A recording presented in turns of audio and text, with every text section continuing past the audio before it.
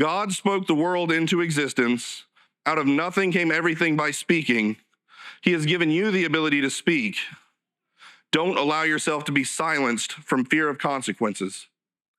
Well, this is great. I've got my prepared remarks, and then there's everything as I was sitting listening to everything else that's going in my head, and I'm going to try not to rabbit trail.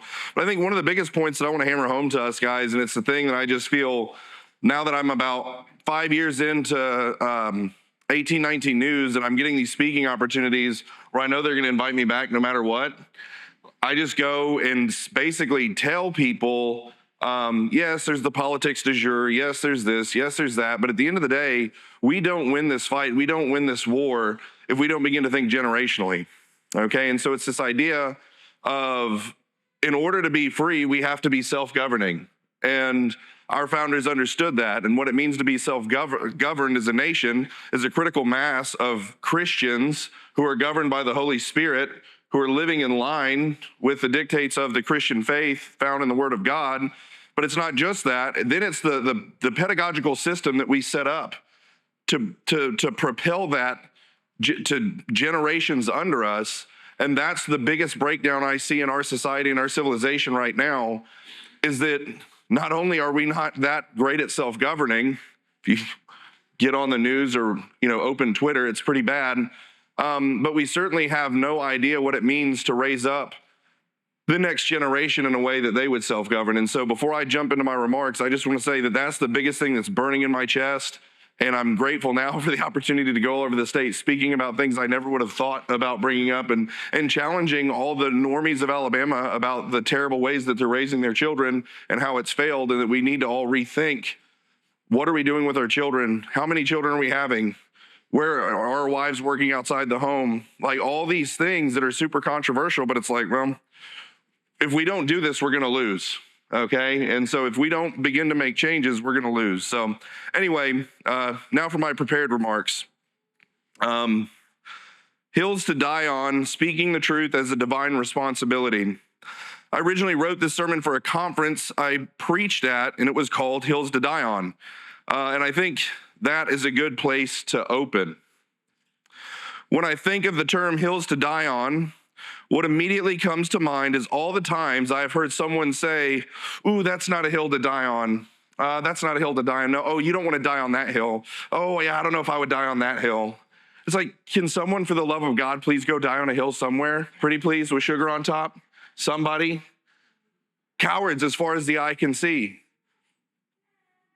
No one is willing to die on any hill, so I'm hoping someone somewhere will just go die on any hill at this point. Find a hill and go die on it. But in all seriousness, this is an important subject for us. Some people are predisposed to dying on every hill in our camp. And there's some people who will never die. They're predisposed to never dying on any hill. Both are problematic in their own ways. I tend to be in the first camp. I'm predisposed to fighting and dying because I see what's at stake, and that's just the way that I'm wired. But unfortunately, I am in I would say the large minority. Okay, most people are not willing to die on any hill, and that's how we've gotten to where we are. And I will say, it's funny, the more challenging people that come to the church usually get discipled by me, and those are the guys that are the ones that want to go die on every hill, right? And give me those people that I have to pull back because they're just going and going and going. You're like, whoa, bring them back, rather than the ones you have to whip into action. Because what we need now are young men who are ready to fight and go into action. Anyway. So for me personally, I have to pull back and be wise on where I go to war.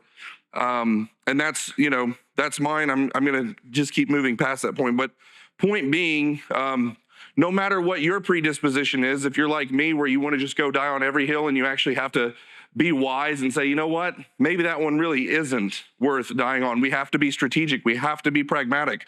Politics is the art of the possible. Even though we might have firm convictions and we feel that any compromise is upsetting God, or if you're predisposed towards not dying on any hills, we have to make these adjustments. So we need to draw our lines of what we will and won't allow. We need to hold the line and be willing to die on the hills we deem worth dying on. So draw your lines. Your hill might not be my hill, but we need to look to the scriptures and draw our lines, each man for his family. Okay, wherever you are in your life and the roles and the spheres of influence that you have, draw your lines. And when those lines are crossed, don't move. Okay? We need to hold the line and be willing to die on the hills we deem worth dying on. So men, draw your lines for your families, for yourselves, and don't be moved. And if we must die taking or defending these hills, I pray that we would die well and fight with honor. And this will require courage. Courage is the great need of the hour. Telling the truth in a world of lies is dangerous business. It shouldn't be. I've had a few occasions as of recent, I'm sure you guys are familiar with, 2 weeks after Charlie Kirk was killed for speaking the truth in a world of lies. I had a Turning Point USA event in Madison where I was supposed to speak. Well, I ended up speaking. And in 3-foot letters was spray painted on the front of the church, Bryan Dawson serves the Antichrist. Now, it's funny now. It was kind of funny then. But right after Charlie Kirk gets killed and you're going to speak at a Turning Point event and some lunatic comes and spray paints the building, right? And so in order for me to go in there and give a speech very similar to what I'm about to give to you, they had like 30 law enforcement officers with like bomb dogs out and drones and all kinds of stuff, just so I could go in there and speak plain truths that people with common sense possess. That's the environment that we're in, okay? And the next one, when I went and did a Prove Me Wrong at Montevallo, they canceled the event because the immense amount of death threats that came in. The student population staged a walkout to protest me being able to speak there. And they canceled the event. We rescheduled the event. And in order to go into that event, again, just to go and debate with college students about real basic truths, in order to do that, there was 40 law enforcement officers from feds down to university police with snipers in the dorms and on the buildings, drones. And I was basically backed in a security vehicle with a bulletproof vest and walked out to go debate college kids about basic truths. It's where we are, okay? But telling the truth in a world of lies is dangerous business. It requires courage. There's something incredibly powerful about speaking, especially speaking the truth where it isn't welcome. How did God create everything from nothing? How did God create everything from nothing? I'll take answers. He spoke. He spoke. He brought everything to existence through speaking. We're the only creatures in all of creation who have the ability to speak. We share that with him because we're created in his image. Unlike anything else in creation, we share with him the ability to speak. We are created in his image and we share with him the power to speak, and because of that, we should not take speech lightly. Here's another quiz. If you've heard me, basically Matt and Sarah, I think were there when I preached this. You guys don't get to answer. Why did Jesus come to the earth?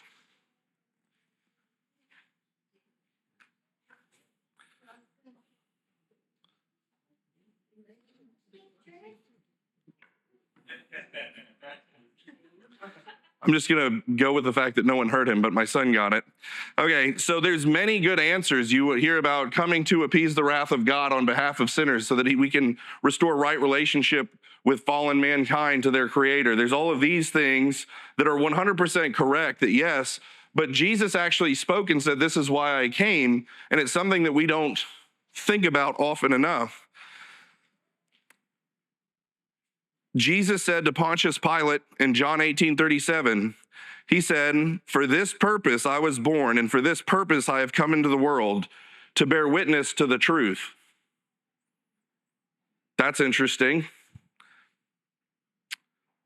God spoke everything into existence, and his son came into the world to bear witness to the truth. Speaking the truth is a divine act. As his image bearers, we not only have the divine right to speak the truth, we have the divine responsibility to speak the truth. So please hear what I'm saying. God's people have a responsibility to speak the truth. This is not an option, guys. This is not something we're like, well, let someone else do that. Well, it's not only a right, but it's a responsibility. We have to, we're called to. And the reason we're in the spot we are now is because Christians have not taken this responsibility seriously. This is the first hill we must be willing to die on. Speaking the truth is an incredibly powerful act of warfare. The battle we are in is a spiritual one, and the truth will set us free. Speaking the truth will come with consequences, and that is something conservatives have struggled with. There is no way we win our state and nation back without some level of discomfort and hardship. For some reason, on our side, we have this idea that we can just vote really hard at all the problems we've created from decades of terrible decisions and a full-on retreat by Christians from the culture war. Okay, if we just vote really hard, everything will just magically disappear. Okay? Oh, they stole the election? I'm going to vote so hard next time, bro. I'm going to vote real hard. Oh, look at what they're doing to kids' reproductive organs. Bro, we got to vote harder next time, bro. We got to vote hard. We can't vote our way out of this. I hope you guys see that.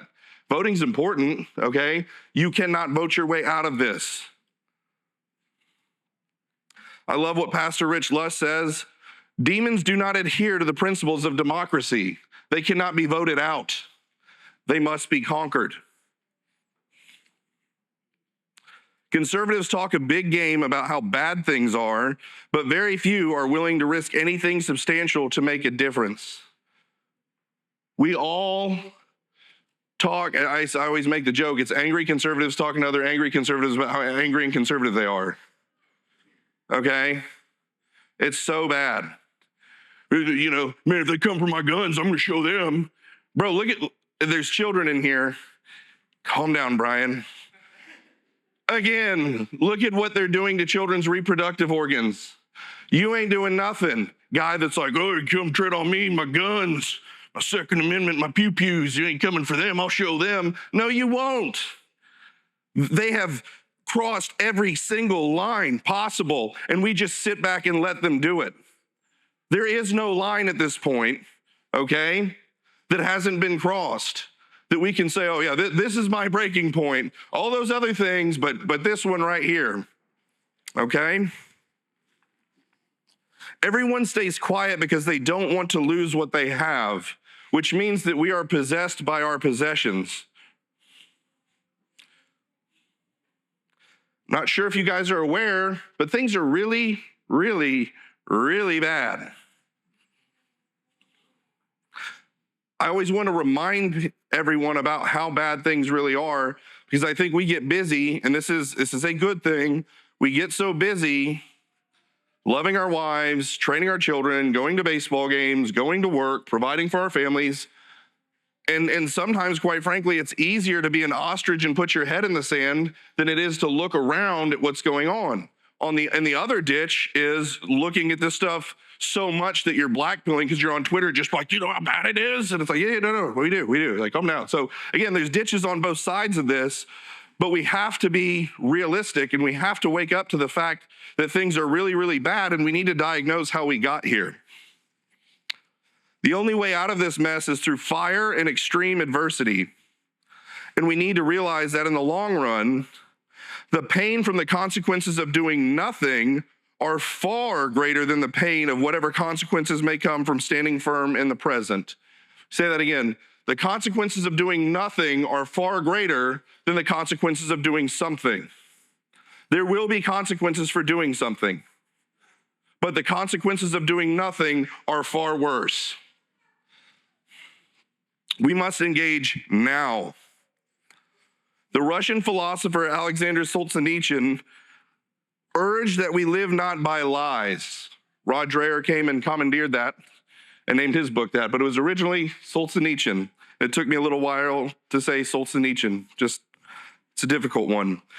He urged that we live not by lies. And if you know Solzhenitsyn and his history in communist Russia, he watched communism spread because people lived by lies. They didn't believe the lies, but they lived by them. What does that mean? You don't have to believe the lies. You just have to live as though they are true, which means not confronting them and posturing yourself in a way as to show that you agree that 2 plus 2 really does equal 5. In its own way, it's a pinch of incense thrown on the altar saying Caesar is Lord. It's no different, okay?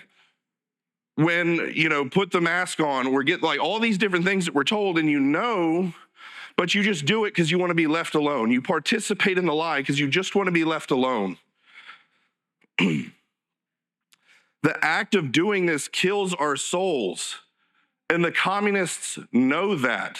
They understand that to get it, it's that whole adage of, we know they're lying. They know that we know that they're lying, right? And they know that we know that we know that that whole thing, okay? They don't care if you believe it or not. If you contort your life and your body and everything to live in alliance with this lie, they've already won. And it kills your soul. Every day you wake up doing that, you die a little bit more each day. I'll tell you a story.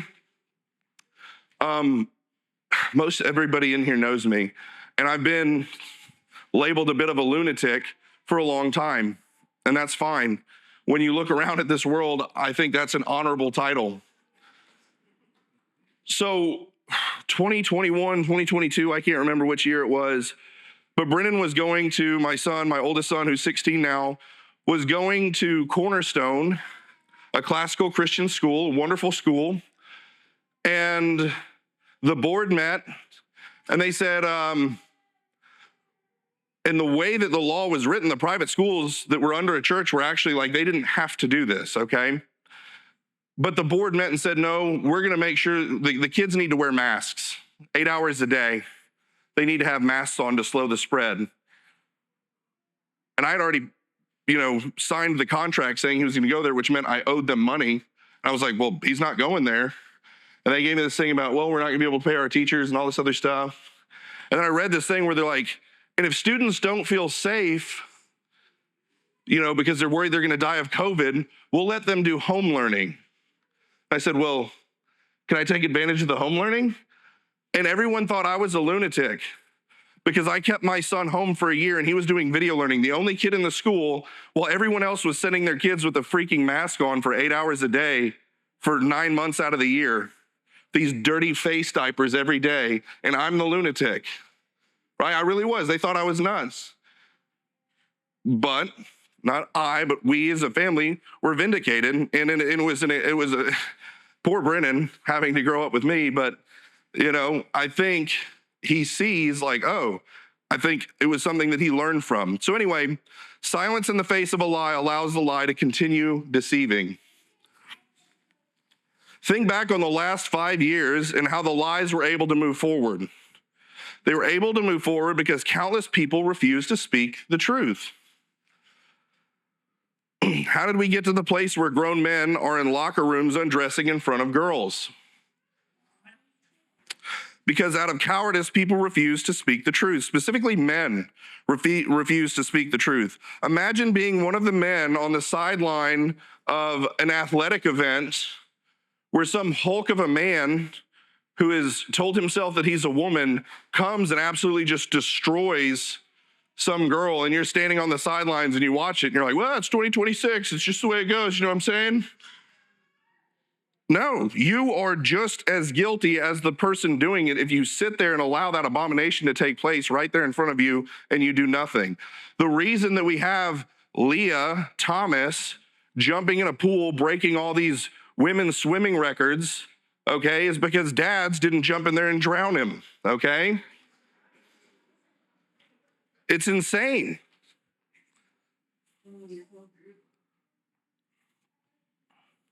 Not speaking the truth in that situation is as bad as a lie and makes you complicit in the abomination taking place right there in front of you.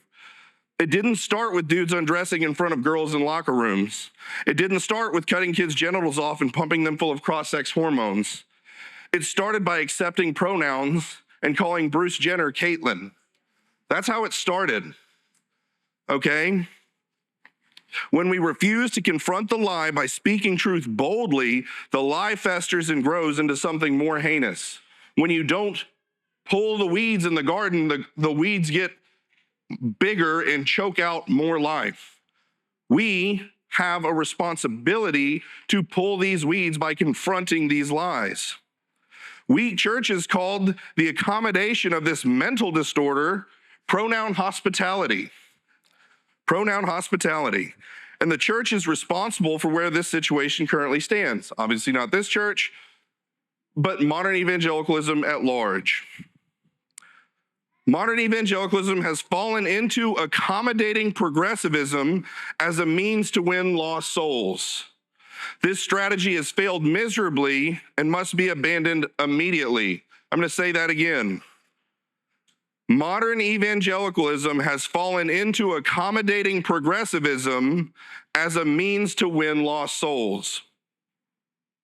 That strategy has failed miserably and must be abandoned immediately. The difference between Tim Keller and Charlie Kirk is a lot, but we're going to focus in here.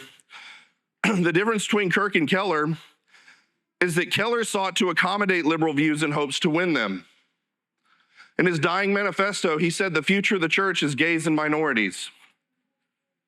That's not what I see when I look out and see all the fields that are ripe and white for harvest right now. Keller sought to accommodate liberal views in hopes to win them, and Charlie confronted those ideas in an effort to win them. Think about that. What was Charlie's entire ministry? He lovingly confronted these ideas and these thoughts and these people in hopes to win them. But in order to win them, you had to confront them. Keller tried to accommodate them in order to win them. Kirk confronted them in order to win them. One of those people has brought us to the beginning stages of potential revival. The other brought us the woke church. Choose accordingly. Every lie that was foisted upon us since 2020 was allowed to continue through a majority of Americans refusing to speak the truth. And again, the church played a role in many of these issues. COVID, the masking, social distancing, the jab, the stolen election, on and on and on. Remember walking into a restaurant and being told you had to wear your mask until you got to your table and then you could take it off? You guys remember that? Okay, you're sitting down now, you can take your mask off. The germs don't spread when you're sitting down. And people complied with that. I almost went to jail on numerous occasions. And the only thing that kept me from doing it is that all my kids were there getting into confrontations when people were trying to get me to wear a mask. And again, it's like, well, just put the mask on, right? Just put the mask on. Just put the mask on. No, not gonna do it, okay? I would rather die than put this freaking face diaper on, period, okay?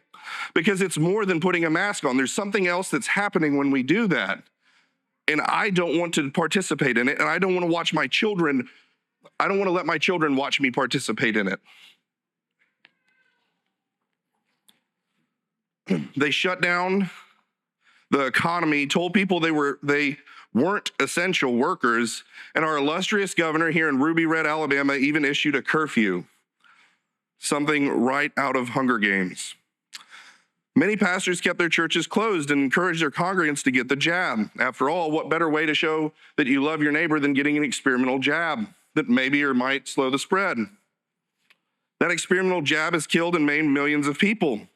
And any pastor who told their congregants to take this jab as a way of loving their neighbor has blood on their hands. It's all very serious. If you get nothing else out of what I'm saying up here, this is all very serious. You get a bunch of consensus-driven people in the clergy, ministers, pastors with big scare quotes when I say that word. Well, what do we do? Just tell them to get the jab. Just tell them to get the jab. And then the people die. It's very serious, okay? The 2020 election was obviously stolen, and everyone pretended like there wasn't enough empirical evidence to conclude that it was stolen.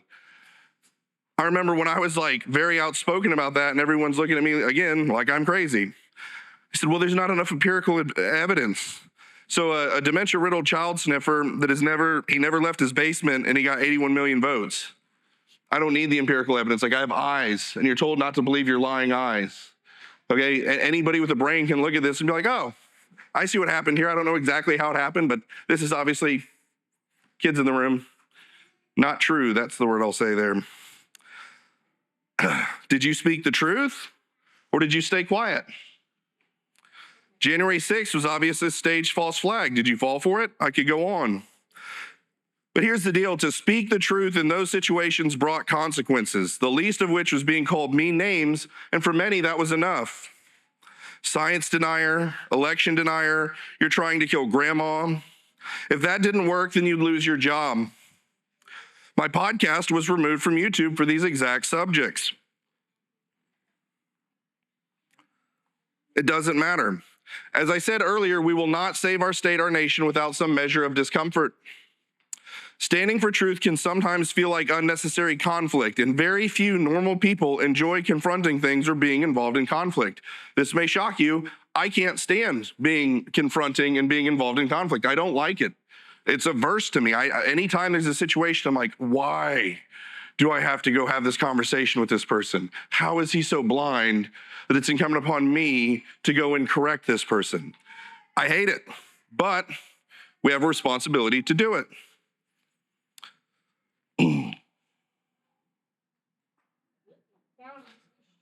It's going to be necessary, as will being willing to accept the consequences that come from speaking the truth where it isn't welcome.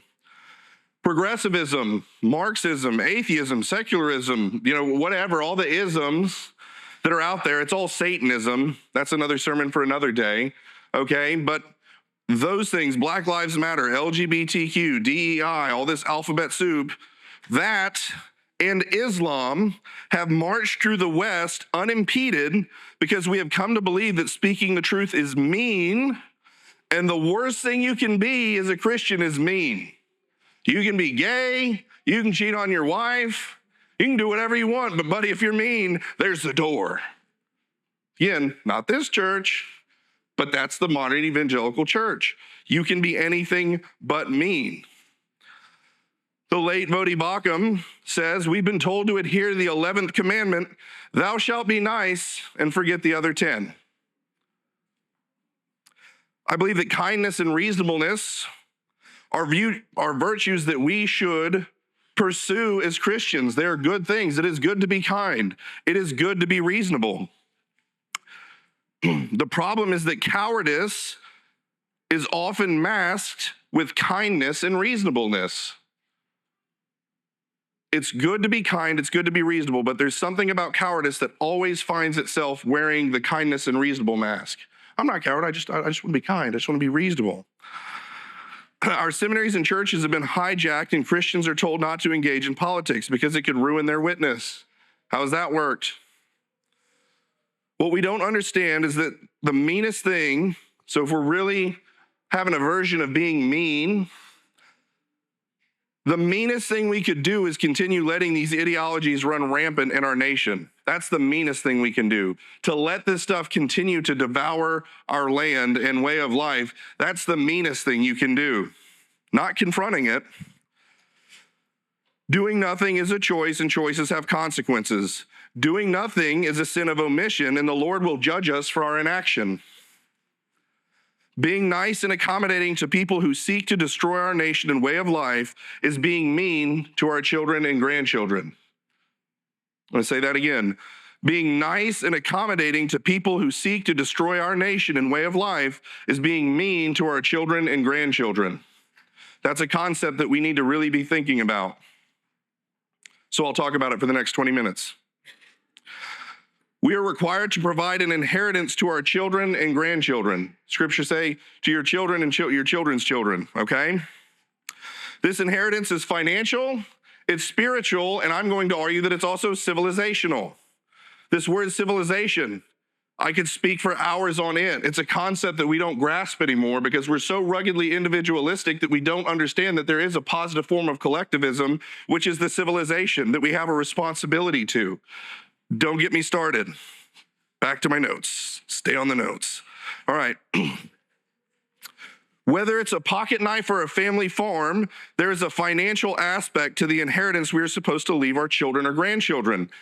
You should shoot higher than a pocket knife for your children when you die, okay? But there's the financial inheritance, There's the spiritual inheritance. And if you don't give them the spiritual inheritance and you give them the financial inheritance, they will squander the financial inheritance because you didn't give them the spiritual inheritance, okay? The spiritual inheritance, often neglected by many rich people who boast about their adherence to this command, is just as valuable as the financial. We're to train our children up in the discipline and instruction of the Lord, Ephesians 6:4. We're to teach them about God's law when we sit in the house, when we walk by the way, when we lie down, and when we rise, Deuteronomy 6. Our children and grandchildren should love the Lord their God with all their heart, soul, mind, and strength. This is a spiritual inheritance. The last part of this inheritance is less understood, and this is the civilizational inheritance. We have a responsibility to labor so that we leave our children and grandchildren a society and civilization worth living in and fighting for themselves. We have a responsibility to labor in this life so that we leave our children and grandchildren a society and a civilization worth living in and fighting for themselves. Our forefathers fought, bled, and died to give us this national and civilizational inheritance that we're celebrating, that Colonel Eidsmoe and Ben Dupre came up here and talked to us about. That was a civilizational inheritance. It was a societal inheritance that they fought, bled, and died to give us. We are the posterity the founders spoke of in the preamble.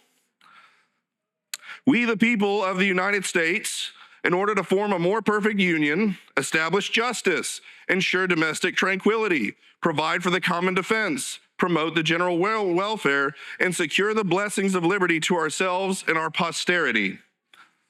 They had a generational vision. They honored their fathers, and they fought for their posterity. We don't think this way anymore. We're lateral with everything we do. We don't think about generations above us or generations below us. It's a very selfish, self-centered, consumeristic society we live in. Even our evangelism efforts is going across the world to share the gospel rather than sharing it with our own children. Okay? It's not smart. I was going to say another word, but Jesus is sanctifying me. It's not smart. The culture war, the icky culture war that no one wants to be a part of, the culture war, that's political. Okay, the culture war is where your children and grandchildren's inheritance will be won or lost. That's where it's happening, okay? In every aspect of the culture war, these social issues that we see is a fight. So if you're, and I'm writing in the magazine, this coming magazine, 1819 magazine, about this very thing. When we understand that civilization is the outworking of the gospel is not just getting you into heaven. The gospel is not just punching a ticket to get into heaven. That's another thing that we think. It's like, oh, we just get them into heaven, get them into heaven, get them into heaven. No, the outworking of the gospel, Jesus Christ rose from the dead, revealed himself to over 500 people, ascended into heaven, where he's seated at the right hand of the Father, righteously ruling over all things. Right now, all authority in heaven and on earth has been given to me. Go therefore and make disciples and teach them to obey. Okay? The outworking of this thing that happened was the dispersion. And within 300 years of Christ rising from the dead, the Roman Empire, okay, became the official religion of the Roman Empire became Christianity. And from there, Christians went into Europe and created what we know now as Christendom, where Christ has dominion, where his rule is known on this earth. Because he's seated at the right hand of the Father, righteously ruling over all things right now, and his rule was made known on this earth in Western civilization, also known as Christendom. And the outworking of that was these people who got on these boats and went across an ocean and planted the flag of Christ on this continent. They planted the flag of Christ in the Mayflower Compact. It said, for the glory of God and the expansion of his kingdom and the Christian faith. Seems like they might have cared a little bit about that. And so the civilization that is the outworking of the gospel, the result of that, if I were the devil, Paul Harvey, C.S. Lewis Screwtape Letters, and I'm at war with Christ and I know I can't beat him, I'm going to be at war with his civilization. And if I'm going to be at war with his civilization, what are we going to do? What is the foundation of civilization is the Christian family. It's the Christian family. And what do we go to war at with the Christian family? Think about every cultural issue that we're fighting over: abortion, homosexuality, transgenderism, feminism, promiscuity. I could go on and on. Every single issue with the culture war is a direct hit at preventing Christian families from forming and being fruitful. Every aspect of the culture war is preventing Christians from forming families and being fruitful and handing down the Christian faith and our Western heritage to our posterity. That is what the culture war is about. And so if you want to fight back, get married. As Charlie Kirk said, have more children than you can afford and teach them about Jesus and our Western heritage. That's how you fight back. That wasn't in my notes either. Sorry. Where am I? All right. Being weak in the face of millions of illegals invading our nation and plundering our wealth will end in civilizational ruin, and allowing it is sin against our children and grandchildren. Believing you are being godly by bending over backwards to show unwarranted kindness and accommodation to those who seek to destroy our way of life is actually being mean to your children and grandchildren. Modern evangelicalism has turned sinning against your children and grandchildren into a virtue. Think about that. Like the more like illegals that you help is like the holier that you are, okay? We have to push back. We have been catechized into abandoning the culture war as Christians, the war where we are fighting for the survival of our way of life. Our society and civilization have reached the point we are seeing now precisely because Christians have abandoned their posts and adopted this strange form of suicidal empathy. If that wasn't bad enough, the Christians who have abandoned the fight have this smugness and air of superiority about themselves. They look down on those of us who refuse to allow our children's future to be destroyed. There's a man named Hilaire Belloc, and he had something to say about these men, these people who look down upon people like us. He said, "It is not the barbarians at the gates that worry me. It is the traitors within, those who forget their faith, who scoff at their history, and who welcome the enemies of Christ with open arms. These are the ones who will bring down Christendom brick by brick." I hope you guys heard that. Those who forget their faith, who scoff at their history, and who welcome the enemies of Christ with open arms. These are the ones who will bring down Christendom brick by brick. Is this brick by brick? Is this not what you see when you look out upon what's going on? Muslims, Marxists, communists, homosexuals, people who hate the Lord Jesus Christ and hate you and wouldn't hesitate to slit your throat. We're just like, come on, bring them in. Who are Christ's enemies, and aren't we supposed to love our enemies and turn the other cheek? My friend Seth Gruber addresses this well. I learned from him that there are multiple words for the word enemy that gets translated into the Bible. There's ekthros and polemis. In ancient Greek, ekthros refers to a personal, private enemy, often within the community, driven by animosity, while polemis refers to a public, collective enemy, specifically an opposing force or belligerent in open warfare. So if you have a problem with someone that turned you into HR at work, I hope that doesn't happen to you. It's only happened to me a bunch of times, but not anymore. So, that is a person that you're supposed to forgive. Someone, you didn't do justly with you in a business deal. You can pray for that person. We are not commanded to love the barbarian hordes who are storming the city gates with the intent to destroy you and your way of life, us and our way of life. We are not commanded to love the barbarian hordes seeking to destroy our civilization. These are civilizational enemies, and they must be crushed. I'll close out with this. I want to compare a modern-day theological giant that most everyone here has probably been blessed by with a biblical hero, and I'm going to see if you can spot the difference in these two people. John Piper and Phinehas. If you know who Phinehas is, get ready. So John Piper, a man who I am tremendously thankful for, his work in the realm of soteriology is unparalleled, and his contribution to bringing countless people into the basics of Calvinism and Reformed theology will go down in history. That being said, he embodies the smugness towards those of us who don't shrink back from the culture war. His disdain for anything that resembles boldness in the political realm is disappointing. His views on Christians possessing firearms and what to do if a home invader breaks in will leave you dumbfounded. Essentially, he says that owning a gun might allow you to kill an intruder that doesn't know Jesus, which would send them to hell. But if you allowed them to kill you, you would go to heaven and there'd still be hope for the invader. I wanted to jump off of a building when I heard that. I'm not kidding. Like, what?